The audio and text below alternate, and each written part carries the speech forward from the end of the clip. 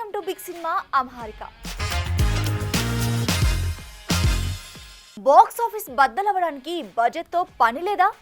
కాస్టింగ్తో పని లేకుండా కంటెంటే వసూళ్ల వర్షం కురిపిస్తున్నాయా? మీడియం రేంజ్ సినిమాలే ఇండస్ట్రీకి సేవియర్స్ అవుతున్నాయా? అసలు ఈ మధ్య కాలంలో సాలిడ్ వసూళ్లు కొల్లగొట్టిన ఆ సినిమాలేంటి? అదృష్టం బాగలేకపోతే అరటిపండు తిన్నా పన్ను విరిగిద్ది అన్నట్టుగా ఎంత స్టార్డమ్ ఉన్నా ఒక్కోసారి కాలం కలిసి రాకపోతే చేసిన సినిమాలన్నీ బాక్సాఫీస్ వద్ద బకెట్ తన్నేస్తుంటాయి. అలా game changer, Sikandar, housefull 5, L2, Empuraan, thug life, Harihara Veeramallu నుండి కూలీ, వార్ 2 వరకు అన్ని సినిమాలు భారీ బడ్జెట్లతో వచ్చి బాక్సాఫీస్ దగ్గర చేతులెత్తేసినవి. ఇలా ఇండస్ట్రీ హిట్ పక్కా అని నమ్మిన సినిమాలు బోల్తా కొడితే సో అనుకున్న సినిమాలు బ్లాక్ బస్టర్ అవుతుంటాయి. దీంతో కావాల్సింది కంటెంట్ కానీ కాస్టింగ్ కాదంటూ బాక్సాఫీస్ బల్లగుద్ది మరోసారి గర్జించాల్సిన పరిస్థితి. అయితే ఇది ఒక్క టాలీవుడ్ ఇండస్ట్రీ కాకుండా అన్ని భాషల్లోనూ ఇలాంటి పరిస్థితి ఉండడం కాస్త ఆశ్చర్యం. తెలుగు విషయానికి వస్తే 3 కోట్ల లోపు వచ్చిన లిటిల్ హార్ట్స్ 20 కోట్ల గ్రాస్ కొల్లగొట్టి కంటెంట్ కనెక్ట్ అయితే కలెక్షన్స్ ఏ రేంజ్ లో ఉంటాయో ప్రూవ్ చేసింది. ఇక కిష్కింధాపురి సినిమా బ్రేక్ ఈవెన్ బాటపట్టగా అదే రోజు వచ్చిన మిరాయ్ ఏకంగా 100 కోట్ల వైపు పరుగులు తీయడం గమనార్హం. ఇక కోర్ట్, మ్యాడ్ స్క్వేర్ వంటి సినిమాలు స్టార్ క్యాస్ట్ లేకుండానే ఏకంగా 60 కోట్లు కొల్లగొట్టడం విశేషం. ఇక కన్నడలో 5 కోట్ల బడ్జెట్ తో వచ్చిన సూ ఫ్రమ్ సో ఏకంగా 130 కోట్ల గ్రాస్ కలెక్ట్ చేస్తే, మలయాళంలో 30 కోట్ల బడ్జెట్ తో వచ్చిన కొత్త లోక చాప్టర్ 1 ఏకంగా 300 కోట్ల క్లబ్ లోకి చేరడం విశేషం. ఇక తమిళంలో 7 కోట్లతో వచ్చిన టూరిస్ట్ ఫ్యామిలీ 90 కోట్లు వసూలు చేస్తే, రేఖా చిత్రం, ఆఫీసర్ ఆన్ డ్యూటీ, డ్రాగన్ వంటి మీడియం రేంజ్ సినిమాలు సాలిడ్ వసూళ్లని వెనకేశాయి. ఇక ఎలాంటి అంచనాలు లేకుండా వచ్చిన సయారా 575 కోట్లని, కేవలం 15 కోట్లతో తీసిన మహావతార్ నరసింహ దాదాపు 400 కోట్లు రాబట్టాయంటే కంటెంట్ ఈస్ కింగ్ అనేది మరోసారి ప్రూవ్ అవుతోంది. దీంతో కనీసం ఇప్పటికైనా పాన్ ఇండియా మోజులో పడిపోయి విచ్చలవిడిగా కాసులు కుమ్మరించకుండా కథల్ని నమ్ముకుని చేస్తే మేకర్స్ వెంటనే మాయమైపోకుండా మరిన్ని సినిమాలు తీసే అవకాశం ఉంటుంది. హిట్ కావాలా? అయితే రాముణ్ణి పెట్టేయ్. సూపర్ హిట్ కావాలా? అయితే కృష్ణుని దించాయి. బొమ్మ బ్లాక్ బస్టర్ కావాలా? ఇంకేం, ఏదో ఒక దేవుణ్ణి పెట్టేశాయి. ప్రస్తుతం మన సినిమాల వాలకం చూస్తుంటే అలానే ఉంది మరి. దీంతో సాలిడ్ హిట్స్ కొట్టేందుకు భలే స్ట్రాటజీ ప్లాన్ చేశారే అంటూ ఓపెన్ గానే కామెంట్ చేస్తున్నారట మన సోషల్ మీడియా వారియర్స్. స్టోరీ ఎలా ఉన్నా డివోషనల్ టచ్ మాత్రం పక్కా అంటున్నారు మన ఫిలిం మేకర్స్. కథ కాస్త అటు ఇటు అయినా దేవుడు భారం మోస్తాడులే అన్న ధీమా కాబోలు. అందుకే ఈ మధ్య ప్రతి కథకి మైథలాజికల్ టచ్ ఇస్తూ మ్యాజిక్ చేయడానికి ట్రై చేస్తున్నారు. అయితే ఇలా గతంలోనూ మేకర్స్ దేవుణ్ణి సినిమాల్లోకి దించేసిన ఈ మధ్య ఈ ట్రెండ్ కాస్త మరీ ఎక్కువైంది. విశ్వాంబరాలో చిరంజీవి మరోసారి డివోషనల్ ఎపిసోడ్స్ ని ప్లాన్ చేస్తే, అఖండ ఫ్రాంచైజీలో శివయ్యపై కాన్సన్ట్రేట్ చేశాడు మన నందమూరి బాలయ్య. ఇక టాలీవుడ్ కింగ్ అయిన నాగార్జున ఇప్పటికే అన్నమయ్య, శ్రీరామదాసు, షిరిడి సాయి, ఓం నమో వెంకటేశాయ అంటూ ఎన్నో సినిమాలని దేవుడి చుట్టూ తిప్పినవాడే. ఇక వెంకీమామ గోపాలతో డివోషనల్ టచ్ ఇవ్వక, బాహుబలితో శివన్నామ స్మరణతో మునిగి తేలాడు మన ప్రభాస్. ఇక పుష్ప 2లో అమ్మవారి జాతరకి పుష్పరాజ్ పూనకాలు తెప్పిస్తే, యంగ్ టైగర్ ఎన్టీఆర్ దేవరాలో ఆయుధ పూజతో అదరగొట్టాడు. సంబరాల ఏటిగట్టులోనూ భక్తి ఎలిమెంట్ ని మిస్ చేయట్లేదట ఈ మెగా మేనల్లుడు. ఇక సాలిడ్ సక్సెస్ చూసిన కార్తికేయ 2 సినిమాల్లో డివోషనల్ టచ్ ఎలా ఉంటుందో మనకి తెలిసిందే. ముఖ్యంగా కార్తికేయ 2లోని ద్వారకా బ్యాక్ డ్రాప్, శ్రీకృష్ణుడి నేపథ్యం నార్త్ ఆడియన్స్ ని ఓ ఊపు ఊపెచ్చాయి. దీంతో వస్తున్న స్వయంభూలోనూ అలానే ప్లాన్ చేశాడట నిఖిల్. హనుమాన్తో సాలిడ్ హిట్ కొట్టిన తేజ లేటెస్ట్ గా వచ్చిన మిరాయ్ శ్రీరాముడి ఆయుధం చుట్టూ కథని నడిపి కోట్లు వెనకేసుకుంటున్నవాడే. ఇక సుధీర్ బాబు జటాధర మీద భారీ బడ్జెట్ పెట్టడానికి కారణం కూడా శివుణ్ణి మేకర్స్ సరికొత్తగా చూపడమే అని తెలుస్తోంది. ఇక మహేష్ బాబు రాజమౌళి కాంబోలోనూ డివోషనల్ ఎలిమెంట్స్ పుష్కలంగా ఉండబోతున్నాయట. మొత్తానికి బాక్సాఫీస్ హిట్ కి వయాగా మేకర్స్ భక్తిని నమ్ముకుంటున్నారన్న మాట.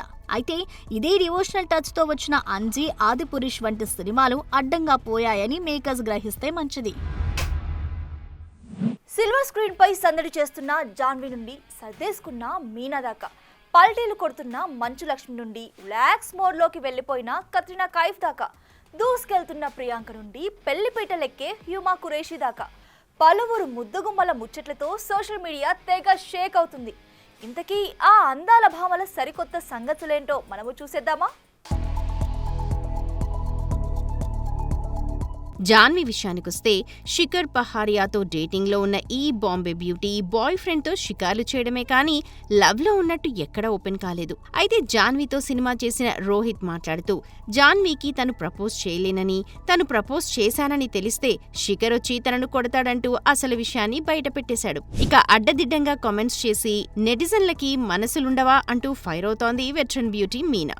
తాజాగా ఓ టాక్ షోలో మాట్లాడుతూ కెరియర్ పీక్స్లో ఉన్నప్పుడే విద్యాసాగర్ను పెళ్లి చేసుకున్నానని, తన భర్త అనారోగ్యంతో చనిపోయిన వారానికే మీనా మళ్లీ పెళ్లి చేసుకోబోతోందని వార్తలు రాశారని, అవి చూసి వాళ్లకు కుటుంబాలుండవా, మనసుండదా అనిపించేదని, ఆ తర్వాత ఎవరు విడాకులు తీసుకున్నా మీనాతో పెళ్లి అని రాసేవారని, అలాంటివన్నీ చూసి అసహ్యం వేసిందని మనసులోని బాధని బయటపెట్టేసింది. ఇక నా డ్రెస్సింగ్ స్టైల్ ని క్వశ్చన్ చేస్తున్నారు, నువ్వు షర్ట్ విప్పి ఎందుకు తిరుగుతున్నావు అంటూ మహేష్ బాబుని ఎవరైనా డేర్గా క్వశ్చన్ వేసే దమ్ముందా అంటూ ఓ జర్నలిస్ట్ కి సవాల్ విసురుతోంది మంచు లక్ష్మి. మగాళ్లకి ఫ్రీడమ్ ఉంటుంది కానీ మాకెక్కడా ఉండదు, మాకు మేమే వెతుక్కోవాలి అంటూ దక్ష ప్రీ రిలీజ్ ఈవెంట్ లో ఎమోషనల్ అయింది మంచమ్మాయి. ఇక 2021 డిసెంబర్ 9న ఒక్కటైన వికీ కౌశల్, కత్రినా కైఫ్లు త్వరలో పేరెంట్స్ కాబోతున్నారు అంటూ ఓ వార్త సోషల్ మీడియాలో తెగ హైలైట్ అవుతోంది. గతంలో చాలాసార్లు ఈ గాసిప్స్ వచ్చినా ఖండించిన వికీ కౌశల్ ఇప్పుడు కాస్త కామ్ అవడంతో ఈ న్యూస్ కాస్త నిజమయ్యే ఛాన్సే కనిపిస్తోంది.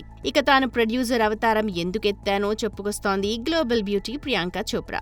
బాలీవుడ్ లో అడుగుపెట్టిన 2 ఏళ్లలోనే అక్కడి పరిస్థితులు మొత్తం తనకు అర్థమయ్యాయని, బ్యాక్గ్రౌండ్ లేకుంటే ఎంత చీప్ గా చూస్తారో తెలిసిందని, నాలా కొత్తవారెవరూ కష్టపడొద్దనే న్యూ టాలెంట్ ను ప్రోత్సహిస్తున్నా అంటూ అసలు విషయం రివీల్ చేసింది అమెరికా కూడలు. ఇక 40 ఏళ్ల వయసులో పెళ్లిపీట లెక్కబోతోందట బాలీవుడ్ భామ హ్యూమా కురేషి. వలీమై, కాలా, గ్యాంగ్స్ ఆఫ్ వసేపూర్ సినిమాలతో ఫేమ్ కొట్టేసిన ఈ అమ్మడు యాక్టింగ్ కోచ్ రచిత్ సింగ్ తో ప్రేమలో ఉందని, హీరోయిన్ సోనాక్షి పెళ్లికి కూడా ఇద్దరూ కలిసే వెళ్లారని, ఇప్పటికే సీక్రెట్ గా ఎంగేజ్మెంట్ చేసుకున్న వీరు త్వరలో ఒకటి కాబోతున్నారు అన్న వార్త మీడియాలో జోరుగా చక్కర్లు కొడుతోంది. చరణ్, ప్రభాస్, బన్నీ, తారక్, ఆఖరికి నాని కూడా తమ సినిమాలకి హాలీవుడ్ టచ్ ఇచ్చేందుకు తెగ పోటీ పడుతున్న వాళ్లే. దీంతో వారేనా నేను కూడా అంటూ తన సినిమాకి హాలీవుడ్ టచ్ ఇచ్చేందుకు ఇదిగో ఇలా సిద్ధమైపోయాడట మన rowdy hero Vijay.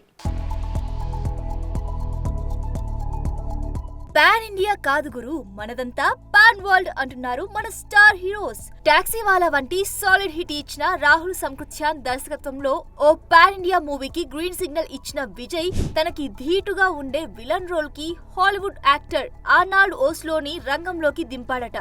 The mummy returns లతో ఇండియన్ ఆడియన్స్ కి బాగా దగ్గరైన ఈ ఇంగ్లీష్ స్టార్ ఇలా విజయ్ తో కలిసి ఫస్ట్ టైం ఇండియన్ ఇండస్ట్రీలో అడుగు పెట్టడం విశేషం. ఇక లైగర్ తో సక్సెస్ ట్రాక్ తప్పిన విజయ్ లేటెస్ట్ గా వచ్చిన కింగ్డమ్ పై భారీ ఆశలే పెట్టుకున్నారు. కానీ సినిమా టాక్ పర్లేదనిపించినా లాంగ్ రన్ లో నిలబడలేకపోవడం గమనార్హం. ఇక ఈ మధ్య షూట్ మొదలు పెట్టుకున్న ఈ సినిమాలో రష్మిక హీరోయిన్ అన్న సంగతి తెలిసిందే.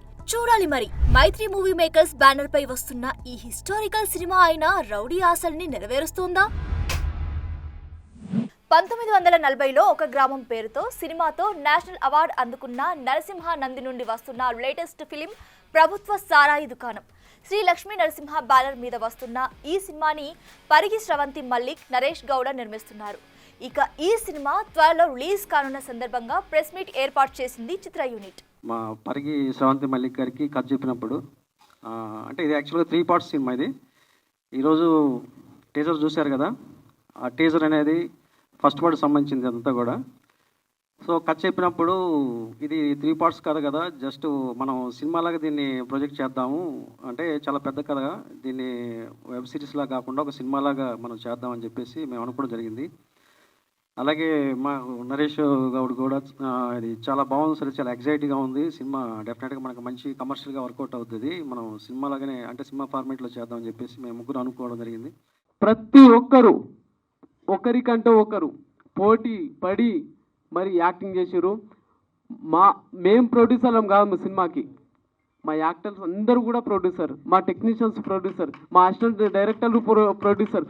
ప్రతి ఒక్కరు మేం సినిమా తీసినామని ప్రతి ఒక్కరు ప్రొడ్యూసర్ సినిమా తీసిందే ఈ సినిమా. మేం కాదు, మా టీం మొత్తం అందరూ కూడా ప్రొడ్యూసరే తీసిరు. దేవరాలో జూనియర్ ఎన్టీఆర్తో చేసిన ఆనందం కంటే ఈ సినిమాలో నేను చేసిన తర్వాత ఆ క్యారెక్టర్కి ఫిక్స్. సో ఎందుకంటే నాకు first movie Devara, so second movie ఏంటి అని ఒక ఆలోచనలో ఉన్నాను. సో వెంటనే ఒక దేవుడు వచ్చాడు, ఆయన పేరు Balu Nayak. Thank you for ఈ అవకాశానికి దారి చూపించినందుకు. సో దానికంటే ముందుగా ఈ సినిమాలో క్యారెక్టర్సే heroes and heroines. So each and every character has character. ఇవి బిగ్ సినిమా అప్డేట్స్. మరిన్ని అప్డేట్స్ కోసం కీప్ వాచింగ్ బిగ్ టీవీ.